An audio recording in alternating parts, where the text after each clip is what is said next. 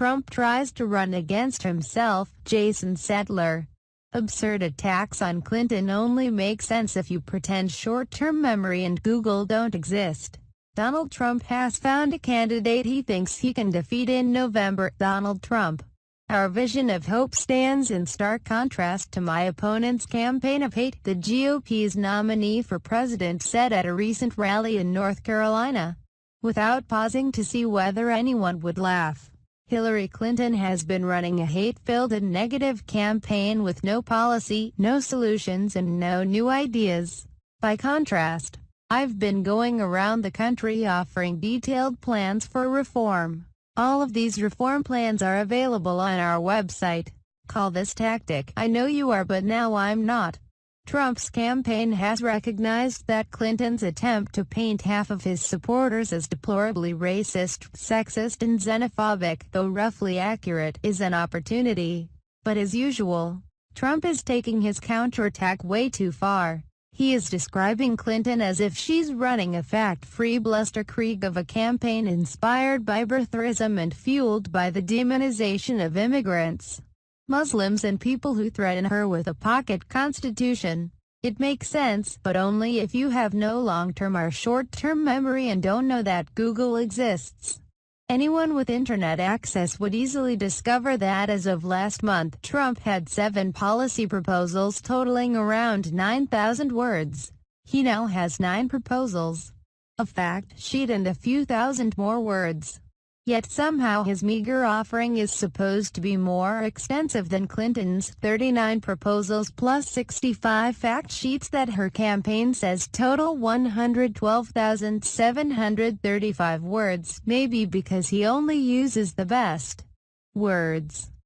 This is not just Trump's go-to move of projecting his worst weaknesses on his lion, crooked opponents.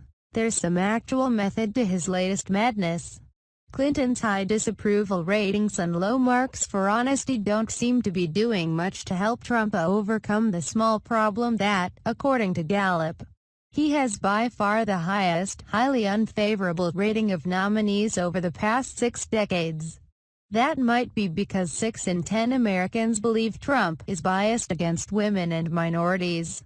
A similar number said he wasn't qualified to be president, winning him a place in the Museum of Great Historical Punchlines, sandwiched between Sarah Palin and Dan Quayle.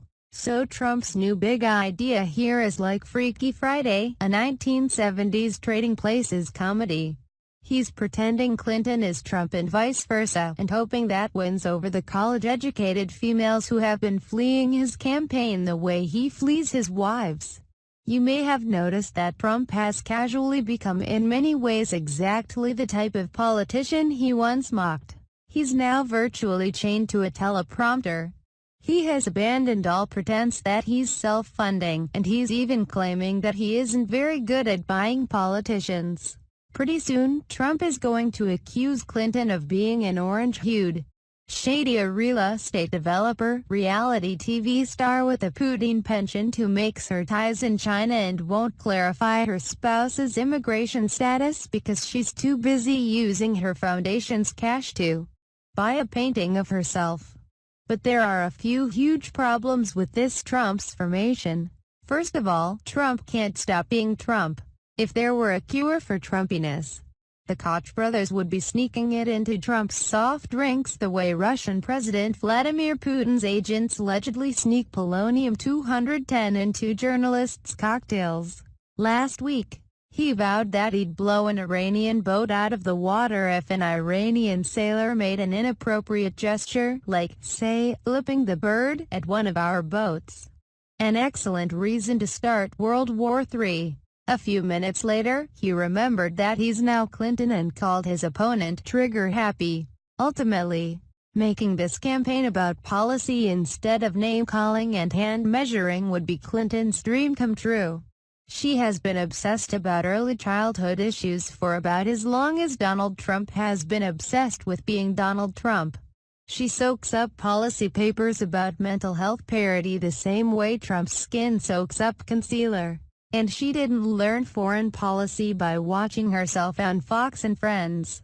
Clinton has had an extensive childcare plan on her website for much of this year. Trump announced his plan, which would help the rich far more than anyone, on Tuesday. Describing at an Iowa rally how it came about, he did an imitation of his 34-year-old daughter Ivanka saying, "Daddy, Daddy, we have to do this," like she was a child begging him for a pony. Not a woman demanding an essential service most first-world nations take for granted. Most of all, this gambit probably won't work for long because it's just too late.